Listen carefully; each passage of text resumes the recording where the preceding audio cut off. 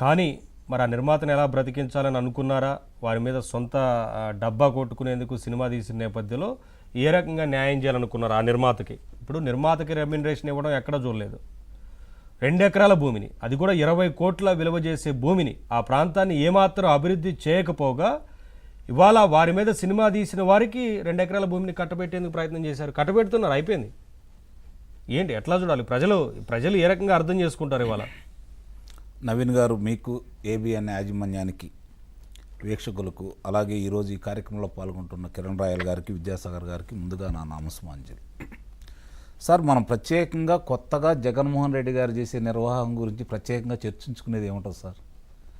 గతంలో వారి తండ్రి గారి హయాం నుంచి ఏదన్నా లబ్ధి చేకూర్చే విధంగా ఎవరికైనా లబ్ధి చేకూర్స్తే తిరిగి వారికి అవి వచ్చే విధంగానే చేశారే తప్ప అవతల వాళ్ళకు కూడా పెద్దగా లబ్ధి చేకూర్చిన సందర్భాలు ఏమీ లేవు.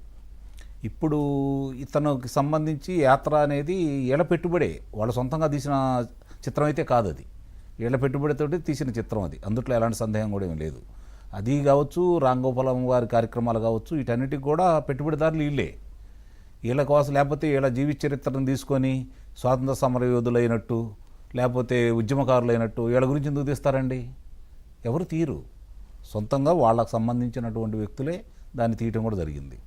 ఇప్పుడు మీరు అన్నట్టు హార్సిలీ విల్స్, దీనికి సంబంధించి ఒకనాడు చాలా చిత్రాలు అక్కడ చిత్రీకరణ జరుగుతూ ఉండేవి.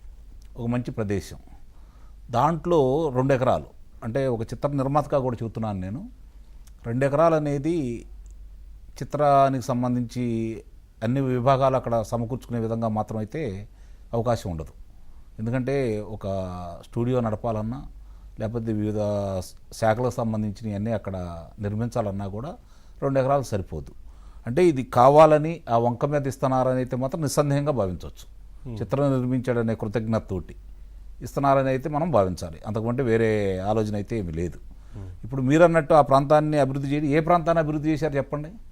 ఫలానా ప్రాంతం, ఫలానా ప్రదేశం ఈ 4 సంవత్సరాల 8 నెలల ఈ రోజుకి విధ్వంసం చేస్తున్నారు కదా. అదేనండి చెప్పేది. ఈ రోజుకి 14 రోజులు పూర్తవుతుంది.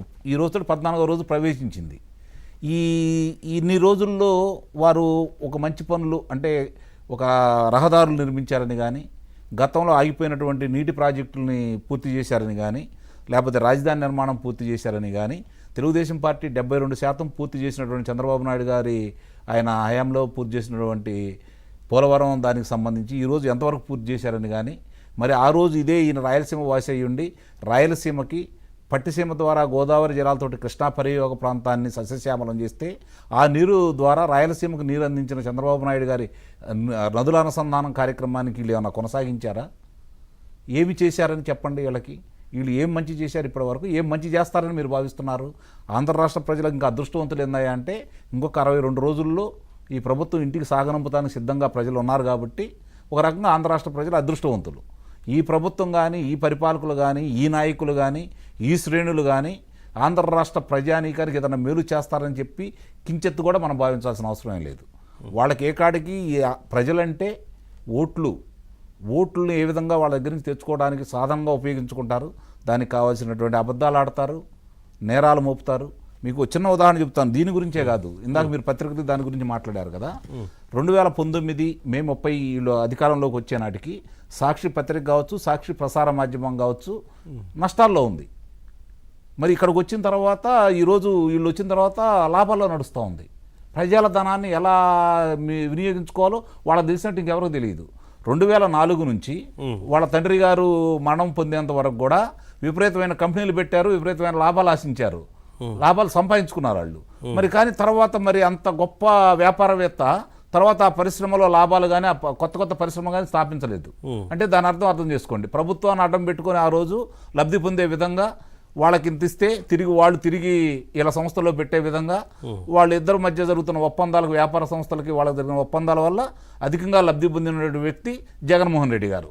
దానికి సంబంధించి ఆదాయ పన్ను శాఖ వారు చాలా వివరంగా పొందుపరిచి వారికి ఉన్నటువంటి ఆస్తుల్ని అటాచ్ చేసుకొని ఈరోజు వాళ్ళ కోర్టులో న్యాయస్థానాల్లో దాని గురించి పొందుపరచడం కూడా జరిగింది. అంటే మీరు మొట్టమొదటి చూసుకుంటున్నా కూడా జగన్మోహన్ రెడ్డి గారు నాకు తెలిసినంతకు ప్రపంచంలోనే, ఒక ఆంధ్ర రాష్ట్రంలోనే కాదు భారతదేశంలో ప్రపంచంలో ఒక వ్యాపారస్తుడు, ఒక ముఠా నాయకుడు, ఒక రాజకీయ నాయకుడు, ముగ్గురు కలిసిన వ్యక్తి ఎవరు ఉన్నారంటే జగన్మోహన్ రెడ్డి గారే.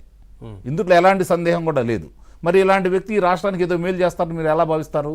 ఇంకోటి కూడా చెప్తున్నాను మీకు, ఏ విధంగా ఉంటుందంటే వాళ్ళ వ్యాపార దక్షత 2,63,000 మంది వాలంటీర్లు నియమిస్తే ప్రతి వాలంటీర్ 2 పత్రికలు వాళ్ళే, సాక్షి పత్రికలు 2 పత్రికలు కొనాల అంటే రోజుకు 11 రూపాయలు వాళ్ళ ద్వారా, రోజుకి 28 లక్షల రూపాయలు ఖజానాకి వెళ్తుంది, సాక్షి ఖజానాకి.